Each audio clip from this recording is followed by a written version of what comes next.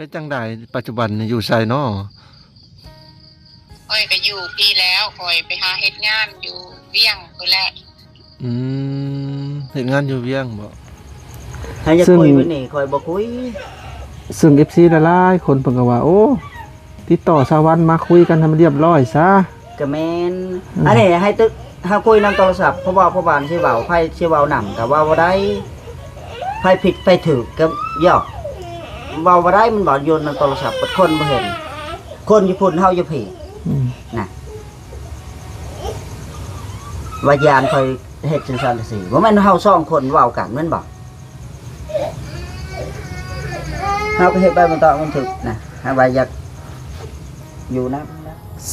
สบายดีพ่อพี่น้องฝั่งลาวและสวัสดีพ่อพี่น้องฝั่งไทยและก็ต่างประเทศนำเด้อสำหรับคลิปนี้มาพ่อกันคือเก่าอีกแล้วกับช่อง YouTube บ่าวพรสตูดิโอนะพี่น้องซึ่งสำหรับคลิปนี้บ่าวพรก็จะสัมภาษณ์ทางเมียไอแก้วนะพี่น้องเนาะก็คือทางเมียไอแก้วนี่เพิ่นได้ติดต่อเข้ามาแล้วนะพี่น้องก็คือเพิ่นได้ติดต่อเข้ามาในโทรศัพท์ชาวบ้านในบริเวณเท่านี้แหละแต่บ่าวพรบ่ฮู้ชื่อของเพิ่นนะพี่น้องเพราะว่าเพิ่นเอามาให้เว้าว่าซั่นซะซึ่งบ่าวพรก็สิได้ไปสัมภาษณ์เพิ่นนะพี่น้องว่าที่ไปที่มาเป็นจังใดนะพี่น้องว่าเราอยู่ไสกันแน่ว่าเราสิกลับมาบ้านบ่หรือว่าจังใดหรือว่าเราสิกลับมาหาทางไอ้แก้วบ่นะพี่น้องซึ่งบ่พรก็สิได้สอบถามเพิ่นตอนเพิ่นโทรมาพอดีซึ่งเพิ่นก็หนีจากไอ้แก้วก็ประมาณเดือนหนึงซึ่งบ่พรอย่างงี้แว่วๆเพิ่นก็บอกว่าอยู่เวียงจันทน์นะพี่น้องไปทำงานเกี่ยวกับของเก่านี่แหละเนาะเอานะพี่น้องเพื่อว่าเป็นการเสียเวลาเดี๋ยวไปสอบถามทางเมียเก่าไอ้แก้วกันเลยเนาะเอาตอนนี้ก็เห็นทางไอ้แก้วอยู่เรือนครัวสบายดีไอ้แก้วสวัสดีได้บ่กี่ซีมื้อนี้นะได้อยู่ประมาณ2โลถ้าเป็นนี่หาแพงเนาะพี่น้องถ้าเป็นนี่ล่ะเพิ่นนั่นยังจักโมงเข้านะแต่หงแล้วแต่ตอนนั้นเด้พื้นมันเปียกโอ้แม่นแล้วต้องหาพื้นแห้งๆไว้พื้นบ่แห้งก็เลยติดยากสำหรับคลิปนี้นะขอสิมาแจ้งเรื่องเมียเจ้าเพราะว่าเราได้โทรมาจากเครื่องไฟเมื่อเช้านี่นะเชื่อแล้วว่าจะได้อีกมื้ออื่นขอสิให้เจ้าคุยกันค่อยมีเบอร์เราแหละคุยบ่นะฮะบ่คุยมันบ่ค่อยมีสัญญาณจักสิได้ค่อยตั้งสัญญาณปล่อยไฟเด้ตั้งสัญญาณให้สบายดีเปิดแนบสบายดีชาววัดสบายดีเนาะพี่น้องสำหรับคลิปนี้ก็ทางชาววัดเราติดต่อมาเนาะติดต่อมาจากเครื่องไฟกับบ่ฮู้เนาะพี่น้องพอดีว่าเพิ่นเอามาให้ในกระท่อมนี่เนาะเป็นจังไดปัจจุบันนี่อยู่ไสเนาะข้อยก็อยู่พี่แล้วข้อยไปหาเฮ็ดงานอยู่เวียงพุ่นแหละเฮ็ดงานอยู่เวียงบ่โอ้ยไปฮอดแล้วบ่เดือนนึงนี่เนาะประมาณเดือนนึงแล้วเนาะแล้วเนาะเป็นจังได๋เรื่องราวเหตุผลที่นี่นั่นนะก็เคยอยู่น้ำลาวเล่าก็ตีคอยเวลาเรากินเหล้าเมายามาแล้วก็โวยวายแล้วก็ตีคอยแล้วก็ไล่หนีคอยก็หนีแล้วเนาะก็ย่านแต่ละเทื่อจะได้ก็ตีเฮ็ดกินบ่ถูกก็หายเว้าว่าแบบนั้นแบบนี้เว้าฮอดพ่อฮอดแม่คอยก็รับบ่ได้ที่เราเว้าพ่อแม่คอยแล้วไล่นี่ทุกเทื่อบ่แม่นเวลาเราหายคอยเราก็ไล่หนีเราว่าสิไปตายทางใดก็ไปโลดเราอ่ะคอยก็ไปเนาะคอยย่านเนาะบางทีเราถึงเม็ดถึงผ้าเนาะเราอยากตีอยากฆ่าคอยย่านคอยก็ไปหลายครั้งบ่ที่เราแบบว่าอยากฆ่าอยากตีเจ้านี่แม่นหั่นแหละหลายครั้งหั่นแหละทุกทีเวลาผิดกันเนาะมาแล้วก็เราก็กินเหล้าเมายามาแล้วก็โวยวายแล้วก็ตีคอยแล้วก็เจ็บเนาะนั่นเราตีขาคอยจนคอยย่างบ่ได้2มือ3มือว่าคอยย่างบ่ได้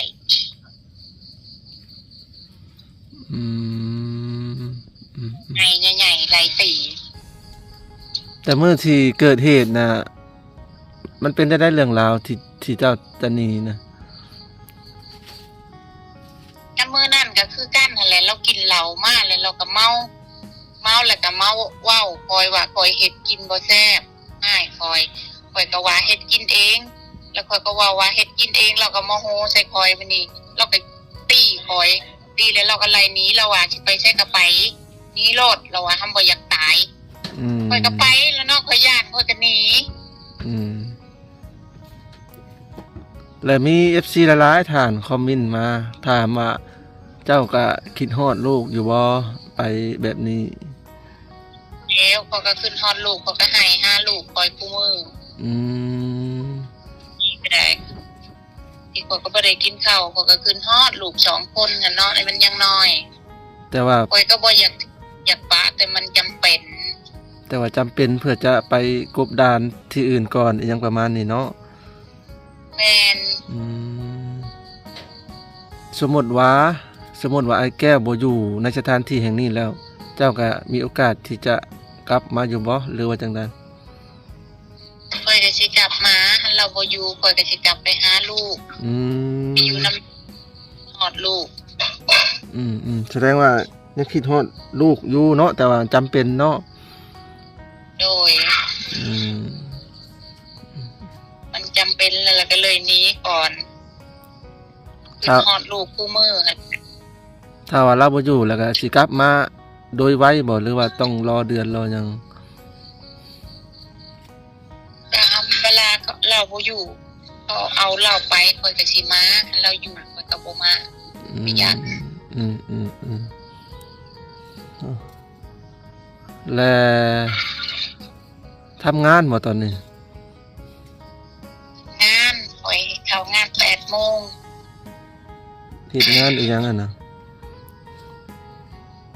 เฮ็ดงานเฮ็ดงาน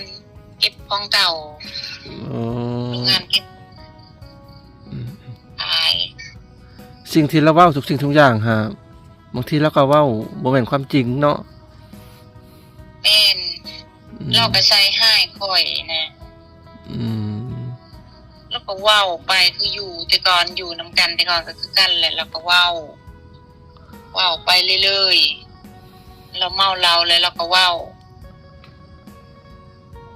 แต่ช่วงนั้นเราก็เสพบ่ยาช่วงนั้น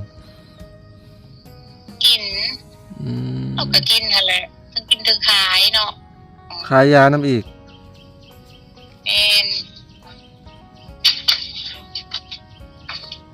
เพราะว่าอันเห็นอยู่มื้อนั้นถามแล้วว่าเสพมื้อละ10ละ20ปาโตปานนั้นผมว่าเราบอกเราเสพหลายปานนั้นผมบ่ตามที่เจ้าเคยอยู่นำเรามันก็แม่นคือความเราเว้าหั่นแล้วหลายอีหลีซะร้อนยานะครับผลึกเนาะ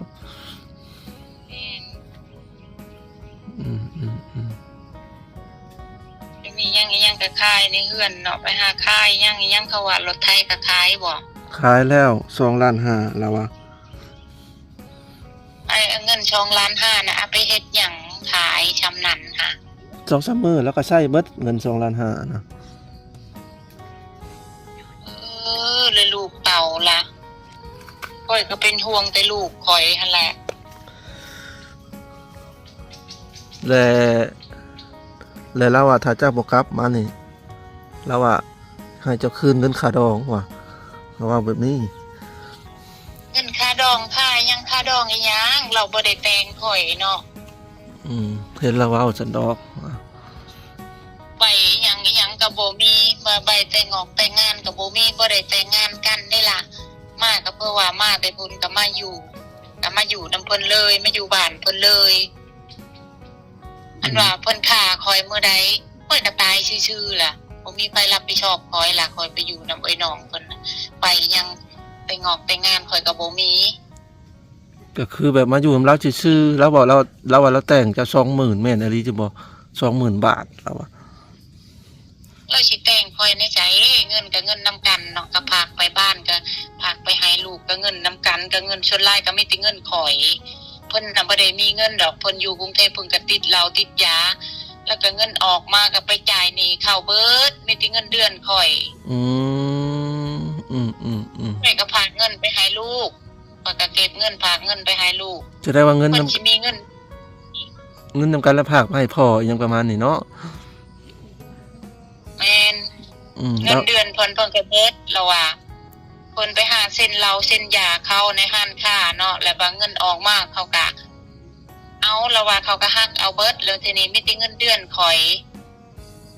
เราว่า ข่อย จะ ก็อดทนนำ เออ เทพกันหลายปีเนาะเราเฮ็ดข่อยเบิ่งละเอาเม็ดเอาไอ้หยังพันปากข่อยนี่ข่อยอยู่กรุงเทพก็ได้แต่มันก็ทนอยู่นำเล่า แสดงว่า แต่ จะ นี่ข่อยก็เมื่อย แสดงว่าทางเจ้านี่ก็อดทนมาดนเนาะจนว่า แม่น อืม อดทนกับเล่าจนเทิงแล้วจนข่อยได้ลูก2คนกับเล่าเนาะข่อยก็ทนไปเราเฮ็ดจังได๋ข่อยก็อยู่แล้วไล่ตีไล่พาข่อยอยู่กรุงเทพก็คือกันนั่นแหละเราตีข่อย แต่ว่าเราว่าถ้าเจ้ากลับมาเราสิเปลี่ยนแปลงทุกอย่าง อันนี้เจ้ามีความคิดเห็นจังไดทางเจ้า เปลี่ยนแปลงมันก็สายไปแล้ว เราเฮ็ดไปแล้วเราก็สิกลับตัวกลับใจมันก็บ่ได้แล้วเนาะเราเฮ็ดไปแล้วหันเราบ่เฮ็ดหันตอนที่เราคิดว่าโอ้ข่อยบ่เฮ็ดแบบนี้ข่อยสิกลับตัวกลับใจแต่มันก็ทันอยู่อันนี้ข่อยอันนั้นแล้วมันบ่ทันแล้วเรากลับตัวกลับใจก็ได้ คล้ายๆแบบว่าเจ้าน่ะก็อันแบบว่าตัดใจจากเราแล้วแม่นบ่ แม่นข่อยก็ตัดใจกับเราข่อยตัดขาดกับเราแล้วข่อยบ่ได้มีหยังสำคัญกับเราแล้ว อืมอืมอืมก็ถือว่าตัดขาดเลิกอิริอารอเนาะ โดย อืม ข่อยก็ขึ้นฮอดลูกข่อยก็เลยวนหาติดต่อมา อยากได้ยินข่าวลูก แต่ว่าเจ้าบ่ได้เล่นเฟซแล้วก็บ่มีเบอร์เนาะเบอร์ก็คือโทรได้อยู่ทรงนั้นเนาะ โดย อืมอืมอืมแต่ว่าถ้าว่าเรายอมจังได๋ก็คือทางเจ้าก็ตัดใจออกจากเราแล้วเนาะก็คือจะบ่กลับมา ข่อยบ่กลับมาแล้วข่อยตัดขาดกับเราหันว่าเรายังอยู่ในหันน่ะ มากะไปเอาเล่าก็คือเก่าหั่นแหละคนผู้เก่ามันก็บ่เปลี่ยน มันก็สิเป็นคือเก่าพาเฮ็ดพาสร้างอีหยังก็บ่เฮ็ดบ่สร้างพาเป็นอยู่ แล้วก็ บ่อยากได้อีหยัง แล้วเราเว้าว่าเจ้าอันให้เรากินเหล้ากินยาแม่นบ่เห็นเราเว้าหั่นนะอันนี้มันแม่นความจริงอยู่บ่ จังได๋ก็ เราว่าเจ้าให้เรากินเหล้ากินยาเราว่าสิแม่นความจริงอยู่บ่ ข่อยบ่ได้บอกให้เรากินเหล้ากินยาเด้ข่อยแล้วแม่งสั่งเหล้าเนาะข่อยสิไปให้เรากินเฮ็ดหยัง เฮ็ดเราเว้าหั่น ว่าแม่ นะ น ข้อยก็ว่างงคือกันเอ้าแม่นบ่วะเมียเพียงสิให้กินเหล้ากินยามันเป็นไปบ่ได้นะข้อยก็ว่าอยู่ บ้าบ่ข่อยสิให้เขากินเหล้ากินยาเนาะแต่เจ้าของอยากกินเองข่อยก็ห้ามบ่ให้กินเนาะข่อยว่าอย่ากินเพิ่นก็ยังบ่ฟังความข่อยแล้วก็กินแล้วเหล้ายาเมามาแล้วก็หายข่อย อันแสดงว่าเราเว้าไปซื่อๆซะเนาะ เราเว้าไปซื่อๆหั่นแล้ว เราเว้าว่าบ่มีเงินก็เจ้าไปหามาให้เรามากินเหล้ากินยาอหยังประมาณนี้ ข่อยสิไปหาทางไหนข่อยหาเงินบ่ได้เนาะข่อยอยู่บ้านก็ข่อยสิไปหาหยังข่อยสิไปหารับจ้างอีหยัง อืมแสดงว่าเราเว้ามันบ่แม่นความจริงเนาะ แม่นเราก็เว้าไปซื่อๆหั่นแหละ แต่ว่าเป็นได้จากความสัมพันธ์ระหว่างเรานี่ก็เจ้าแบบว่ายังคิดฮอดคิดถึงเราอยู่บ่หรือว่าบ่ได้คิดฮอดคิดถึงเลย แต่ข่อยก็บ่ได้คิดฮอดคิดถึงเราดอกเราเฮ็ดเป็นคนเราเฮ็ดบ่ดีเองเนาะเราเฮ็ดใส่โตเราเอง แต่ว่าลูกหันยังคิดฮอดอยู่เนาะ ข่อยก็คืนฮอดลูกข่อยโอ้ยลูกข่อยเป็นห่วงอะลีอยู่นำเพิ่นจักอยู่จังได๋ นั่นแหละข่อยก็ ฮอดลูก ย่านเราย่านเราเฮ็ดแนวบ่ดีกับลูกนั่นแหละบางทีเราคิดว่าเราว่ามื้อหนึงเราว่าเราคิดว่าเกือบฆ่าทิ่มเราอะมื้ออันเจ้าหนี2-3มื้อฮะ และข่อย คิดแบบนั้นแหละคอยก็คิดว่าเราคอยคิดเรายันเราบ่ดีบ่ลายกับลูกนะ เรา ยันเราเฮ็ดลูก เราว่ากำลังไปเอาน้ำมันรถมื้อนั้นเราไปแซ่เรามาเว้าให้ฟังว่ากำลังไปดูดน้ำมันรถอีแตนแล้วก็ขึ้นไปแล้วเห็นลูกนอนอยู่ความคิดของเราแบบนี้แล้วว่าสิเอามีดปาดคอทั้งสองคนแล้วก็จูดเฮือนก่อนแล้วก็ผูกคอตายแล้วก็จูดทั้งเฮือนแล้วอะป้าดโอ้โห จังซั่นล่ะ ลูกคอย แล้วที่นี่แหละ ห่วงอะ แล้วที่นี่แหละก็เราก็บ่ได้คิดแล้วเพราะว่าถ้าว่ามีคนไปเว้านำเราดุๆเราก็อาจจะบ่คิดได้ถ้าว่าเราอยู่ตัวคนเดียวแล้วเราคิดหลายๆนะ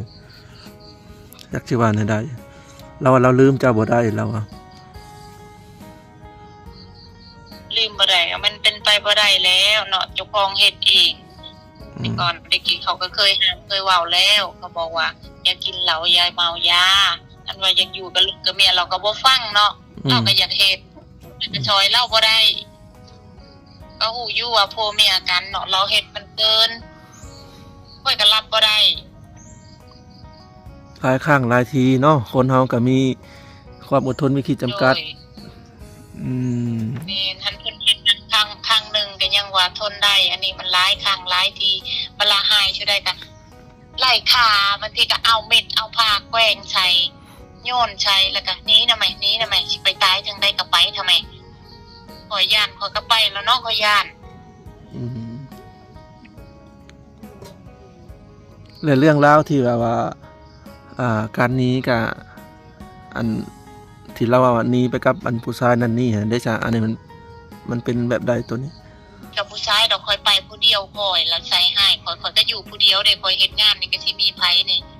คอยก็อยู่ผู้เดียวคอย ก็คือที่เรา ไม่ได้มีผู้ชายมาไปใส่คอยนี่ ก็คือที่เรากล่าวหานั่นก็เราเดาไปเองเนาะ แม่นเรามีหลักฐานบ่สั่นเราว่าคอยมีผู้บอกผู้บ่าวเรามีหลักฐานบ่ นั่นแหละเราก็ว่าอันนั่นนี่ก็ว่าเจ้าน่ะนี่เป็นน้ำผู้บ่าวจังซั่นจังซี่นะ คอยสิไปนี่เฮ็ดหยังนำผู้บ่าวหั่นว่าคอยสินี่คอยนี่ไปแต่เฮิงไปได้ล่ะอันนี้ก็คอยย่านเนาะเราหลายปีหลายขาคอยละเว้าคอยบ่ได้คิดเด้ว่าสินี่กับผู้นั้นผู้นี้บ่ได้คิดว่าอยากได้ผู้นั้นผู้นี้ เอาเนาะพี่น้องก็ประมาณนี้เนาะทางอันเมียไอ้แก้วให้การสัมภาษณ์เนาะก็คือสรุปแล้วนะก็เจ้าก็ยังสิกลับมาอยู่เนาะกลับมาบ้านมาเฮือนนี้ถ้าว่าไอ้แก้วบ่อยู่เนาะแต่ว่าเราบ่อยู่แล้วแหละเจ้าคิดว่าสิอยู่ในบ้านหลังนี้ตลอดไปบ่หรือว่าจังใดหรือว่าต้องมีแนวระแวงหรือว่าย่าน ค่อยก็ย่านนั่นแล้วอยู่ในหันจ้ะเพราะว่ามันบ่แม่นพื้นที่ข่อยเด้มันบ่แม่นบ้านข่อยมาอยู่บ้านเพิ่นเนาะข่อยก็ย่านนั่นแหละมันดีย่านได้ก็ย่านไปเบิดหั่นแหละเนาะก็ระแวงหาก็ย่าน สมมุติว่าเราบ่อยู่ก็จริงแต่ว่าก็ยังย่านเพราะว่ามันเคยเกิดเรื่องนั้นเนาะหรือว่าจังใดหรือว่าบ่แม่นบ้านเจ้าแล้วก็เจ้าก็บ่ได้ขึ้นสมนุครัวทางบ้านนี่แม่นบ่ บ่ข่อยบ่ได้ขึ้นไหนข่อยบ่ได้ขึ้นไป ก็คือมาอยู่ซื่อๆเนาะ แม่นด้วยมาอยู่ซื่อๆข่อยบ่ได้มีหยัง ก็คือมาอยู่น้ำผัวมาอยู่ทางบ้านนาทองนี่เนาะสรุปแล้วก็อันสมมุติว่าเจ้ามาได้ซะเจ้ามาอยู่เฮือนหลังนั้นแหละและคิดว่าสิอยู่ตลอดไปบ่หรือว่าต้องมีการยุกย้ายทางที่อื่นหรือว่าจังไดในความคิดของเจ้านะ ความคิดของข่อยนะข่อยก็สิบ่กล้าอยู่ข่อยก็ว่าสิย้ายไปอยู่นำพ่อข่อยอยู่บ้านพ่อข่อยงั้นน่ะข่อยกล้าอยู่เพราะว่าน้องเฮาก็มีหลายคนเนาะเฮาก็บ่ฮู้เนาะว่ามันสิเป็นจังได๋ อ๋อคล้ายๆแบบว่าพี่น้องทั้งผัวนี่คล้ายๆแบบยันเขาเจ้าแบบมีอคติกับเจ้าแล้วเจ้าก็ย้านตรงนี้เนาะ แม่นข่อยก็ย้านหั่นแหละ สมมุติว่ามาแล้วก็สิย้ายไปอยู่น้ำพ่อบ่ แม่นข่อยก็อยากไปอยู่นำพ่อ แต่เฮือนหลังนั้นได้ซะสิเฮ็ดจังได๋ล่ะบัดนี้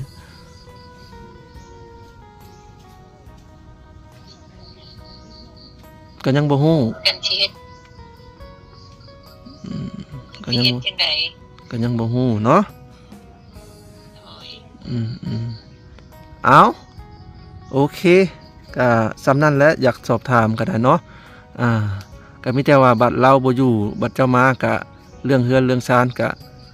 พิจารณาทีหลังว่าสิเอาจังใดดีเนาะพี่น้องทางสวรรค์เพิ่นก็บ่กล้าอยู่เนาะเพราะว่าบางทีญาติพี่น้องทางผัวเราแบบว่ามีอคติกับเราที่คิดบ่ดีก็เป็นไปได้เนาะเราก็เลยแบบบ่กล้าอยู่เอาสวรรค์สำหรับคลิปนี้ขอจะขอตัวลำลาเลยเด้อ โดยสบายดี เดี๋ยวโอกาสหน้าถ้ามีโอกาสก็พอกันใหม่เนาะ โดย เจ้าสบายดี สบายดี